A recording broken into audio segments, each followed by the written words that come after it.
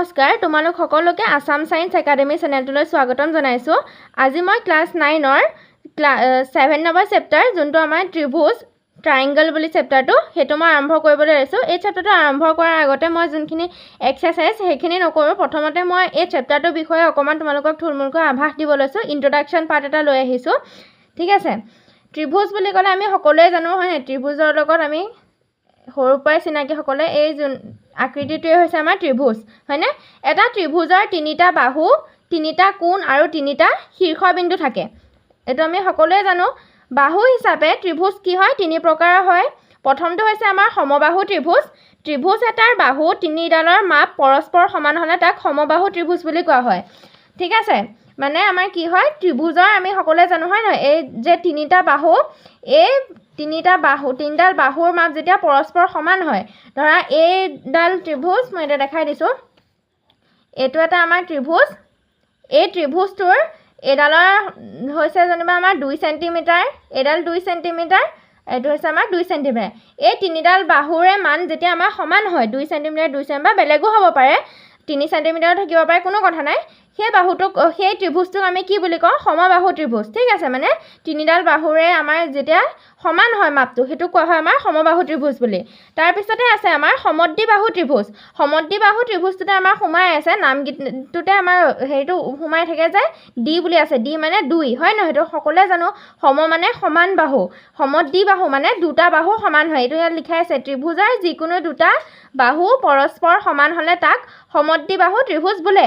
ঠিক আছে, মানে এইটো কি হয় চোৱা, এই এইটো আমাৰ এই দুটা ত্ৰিভুজ হয়, এইটো ত্ৰিভুজৰ এই বাহু হয়নে, দুডাল বাহু। এই বাহুডাল এইটো হৈছে আমাৰ 2 সেন্টিমিটাৰ, এইডাল বাহু হৈছে আমাৰ 2 সেন্টিমিটাৰ। ধৰা এই বাহুডাল হৈ গ'ল মোৰ 3 সেন্টিমিটাৰ। তেতিয়া এই ত্ৰিভুজটোক আমি কি বুলি ক'ম, যেতিয়া আমাৰ দুটা বাহু সমান হয় আৰু এটা বাহু সমান নহয়, সেইটো কওঁ আমি কি বুলি, সমদ্বিবাহু ত্ৰিভুজৰ উদাহৰণ। তাৰপিছতে আমাক দিয়া আছে বিষমবাহু ত্ৰিভুজ। বিষমবাহু ত্ৰিভুজ মানে কি হয়, আমাৰ ত্ৰিভুজৰ তিনিওটা বাহুৰ যোগ বেলেগ বেলেগ হ'লে, মানে এতিয়া যেনেকৈ আমাৰ সমদ্বিবাহুত দুটা বাহু যোগ সমান হৈছিলে, সমবাহুত তিনিওটা বাহুৰে যোগ সমান হৈছিলে, ঠিক তেনেকৈ আমাৰ বিষমবাহু ত্ৰিভুজত কি হয়, তিনিওটা বাহুৰে যোগ বেলেগ বেলেগ হয় হ'ল।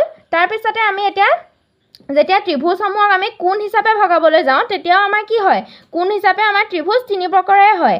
প্ৰথমটো হৈছে আমাৰ সমকোণী ত্ৰিভুজ। সমকোণী বুলি ক'লে আমাৰ সদায় মনলৈ আনিবা, সম মানে 90 ডিগ্ৰী। ঠিক আছে, যি ত্ৰিভুজৰ এটা কোণ 90 ডিগ্ৰী সেই ত্ৰিভুজক সমকোণ বোলে। মানে কি হয়, এতিয়া চোৱা, এইটো ত্ৰিভুজ, এইটো এনেকৈ যেতিয়া এই চিত্ৰটো দেখিবা, এইটো আমাৰ কি হয় 90 ডিগ্ৰী হয় নহয়। ধৰা এইটো ABC এটা ত্ৰিভুজ। ঠিক আছে, যেতিয়া যি ত্ৰিভুজৰ এইটো এটা কোণ 90 ডিগ্ৰী, এইটো কোণটো আমাৰ 90 ডিগ্ৰী হয়নে, এই 90 ডিগ্ৰী কোণটো থকাৰ বাবে এই ABC ত্ৰিভুজটোক আমি কি বুলি ক'ম, সমকোণী ত্ৰিভুজ বুলি কওঁ। তাৰপিছতে আছে আমাৰ সূক্ষ্মকোণী ত্ৰিভুজ।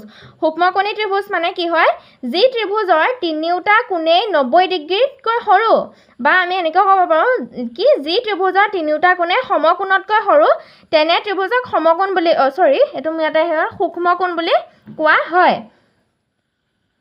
সূক্ষ্মকোণ বোলে। 3 নম্বৰটো হৈছে স্থূলকোণী ত্ৰিভুজ। যি ত্ৰিভুজৰ এটা কোণ সমকোণতকৈ ডাঙৰ কিন্তু সৰল কোণতকৈ সৰু, তাকে স্থূলকোণী ত্ৰিভুজ বোলে। স্থূলকোণ মানে কি, স্থূল মানে ডাঙৰ, সূক্ষ্ম মানে সৰু, আৰু সম মানে 90 ডিগ্ৰী হয় নহয়। এতিয়া সূক্ষ্ম মানে আমাৰ 90 ডিগ্ৰীতকৈ সৰু, স্থূল মানে ডাঙৰ, মানে কি হ'ব 90 ডিগ্ৰীতকৈ ডাঙৰ, মানে সমকোণতকৈ ডাঙৰ হ'লে তাক আমি স্থূলকোণী ত্ৰিভুজ বুলি কওঁ। ঠিক আছে, তাৰপিছতে আছে আমাৰ ত্ৰিভুজৰ সৰ্বসমতাৰ চৰ্তসমূহ। ত্ৰিভুজৰ সৰ্বসমতাৰ চৰ্ত বুলি ক'লে কি হয়, যে আমাৰ ত্ৰিভুজ এনেকৈ আমাক বহুতো কুৱেশ্যন আমাৰ যেতিয়া 7.1 মই এক্সাৰচাইজখিনি কৰিম, তোমালোকে গম পাবা যে কি হয়, বহুত কুৱেশ্যন এনেকুৱা থাকিব, দুটা আমাক ত্ৰিভুজ দিয়া থাকিব, সেই ত্ৰিভুজ দুটা আমি দেখুৱাব লাগে যে ত্ৰিভুজৰ কোন সৰ্বসমতাৰ চৰ্ত মতে মানে আমি ত্ৰিভুজটো কি হয়, সৰ্বাংগসম হ'ব নে নহয়, বা সৰ্বাংগসম হয় নে তাক প্ৰমাণ কৰা, তেনেকুৱা ধৰণৰ কুৱেশ্যন থাকে। এতিয়া ত্ৰিভুজৰ সৰ্বসমতাৰ চৰ্ত বুলি ক'লে কি কি আছে, আমাৰ বাহু বাহু বাহু, প্ৰথমটো সেইটো যোনটো আমি কি ইংলিছত চাইড বুলি কওঁ হয় নহয়, সেইবাবে আমি শ্বৰ্ট ফৰ্মত এইটো বা বুলিও কোৱা হয়, বা SSS তেনেকৈও লিখে কুৱেশ্যন কৰোঁতে। কি কৈছে, বাহু বাহু বাহু চৰ্ত মতে এটা ত্ৰিভুজৰ তিনিটা বাহু আন এটা ত্ৰিভুজৰ তিনিটা বাহুৰ সৈতে সমান হ'লে ত্ৰিভুজ দুটা বাহু বাহু সৰ্বসমতাৰ চৰ্তমতে সৰ্বাংগসম হ'ব এইটো বুজি পাইছানে তোমালোকে চাবা দেই বাহু বাহু বুলি কৈছে যে মানে আমাৰ এইটো এটা ত্ৰিভুজ ধৰা আমাৰ নামটো মই দি দিছোঁ কি ABC হয়নে আৰু এটা মই ত্ৰিভুজৰ নাম দিছোঁ তোমাৰ PQ আৰু এইটো হৈ গৈছে মোৰ R দেই এই AB বাহু যেতিয়া মোৰ এই PQ বাহুৰ লগত সমান হ'ব ঠিক আছে তাৰপিছতে মোৰ নেক্সট তোমাৰ এই BC বাহুডাল যেতিয়া QR বাহুৰ লগত সমান হ'ব আৰু AC বাহুডাল PR বাহুৰ লগত সমান হ'ব যেতিয়া এইটো ত্ৰিভুজৰ তিনিটা বাহু আৰু এইটো ত্ৰিভুজৰ তিনিটা বাহুৰ মান সমান থাকিব এইটো যদি মোৰ 2 সেন্টিমিটাৰ এডাল 2 সেন্টিমিটাৰ এডাল 2 সেন্টিমিটাৰ মানে এইটো 2 সেন্টিমিটাৰ 2 সেন্টিমিটাৰ এইটো হৈছে 2 সেন্টিমিটাৰ তেতিয়া কি হয় AB ডালো 2 centimetre PQ 2 centimetre AB equal PQ হয়নে BC ইকুৱেল টু QR তাৰপিছত কি দি আছিলে AC ইকুৱেল PR বুজি পালা তেতিয়া আমি কি বুলি ক'ম এইটো বাহু বাহু বাহু চৰ্তমতে এই ত্ৰিভুজ দুটা কি হয় সৰ্বাংগসম হয় ঠিক আছে তাৰপিছতে আমাক দিছে কি বাহু কোণ বাহু মানে আমাৰ সাইড এংগল সাইড এইটো মতে কি হয় বা এটোকে আমি বা কু বা তেনেদৰেও কোৱা হয় শৰ্ট ফৰ্মত দেই যদি এটা ত্ৰিভুজৰ দুটা বাহু আৰু সিহঁতৰ মধ্যৱৰ্তী কোণ আনটো ত্ৰিভুজৰ দুটা বাহু আৰু সিহঁতৰ মধ্যৱৰ্তী কোণৰ সমান হয় ত্ৰিভুজ দুটা বা কু বা সৰ্বসমতাৰ চৰ্তমতে সৰ্বাংগসম হ'ব মানে এইটো চোৱা এইটো এটা ত্ৰিভুজ হয়নে আৰু আন এটা ত্ৰিভুজ দেই এইটো এটা ত্ৰিভুজ এই দুইটা ত্ৰিভুজৰ এডাল বাহু এইটো বাহু এইকেইটা সমান লগতে এই মাজৰ যোনটো কোণ এই কোণ দুটাও সমান তেতিয়া আমি কি বুলি ক'ম ইয়াক কোণ বাহু চৰ্তমতে আমাৰ কি হয় সৰ্বাংগসম হয় তাৰপিছতে আমাক দিয়া আছে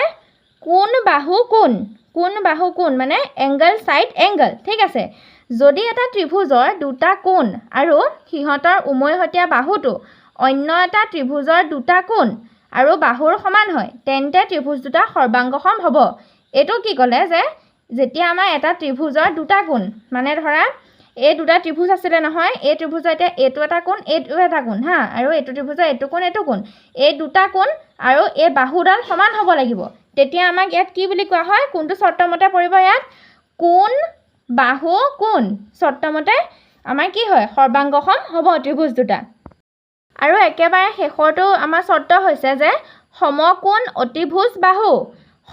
অতিভুজ বাহুটো কি হয় আমাৰ যদি এটা সমকোণী ত্ৰিভুজৰ অতিভুজ আৰু এটা বাহু আনহাতে অন্য এটা সমকোণী ত্ৰিভুজৰ অতিভুজ আৰু বাহুৰ মান মানে সমান হয় তেন্তে ত্ৰিভুজ দুটা সৰ্বাংগসম হ'ব এইটো চোৱা আমাৰ ইয়াৰ ক্ষেত্ৰত কি হ'ব লাগিব দুইটাই আমাৰ সমকোণ হ'ব লাগিব দেই এই দুটা আমাৰ কি বুলি কৈছিলোঁ মই সমকোণ হ'ব লাগিব সৰ্বাংগসম আমি যেতিয়া দেখুৱাবৰ কাৰণে এইটো কি হয় সমকোণ অতিভুজ বাহু মতে মানে ইয়াৰ এই অতিভুজ দুটা সমান আৰু লগতে এডাল বাহু যেতিয়া সমান হ'ব সেইটো আমাৰ কি চৰ্তমতে পৰিব তেতিয়া সমকোণ অতিভুজ বাহু চৰ্তমতে আমাৰ কোণ দুটা সৰ্বাংগসম হ'ব ঠিক আছে এইকেইটা তোমালোকে যেতিয়া সৰু বেছিক কনচেপ্টখিনি বুজি পাবা তেতিয়া আমাৰ যেতিয়া আমি এক্সাৰচাইজখিনি কৰিব ল'ম একেবাৰে ইজি হ'ব কুৱেশ্যনখিনি বুজিবৰ কাৰণে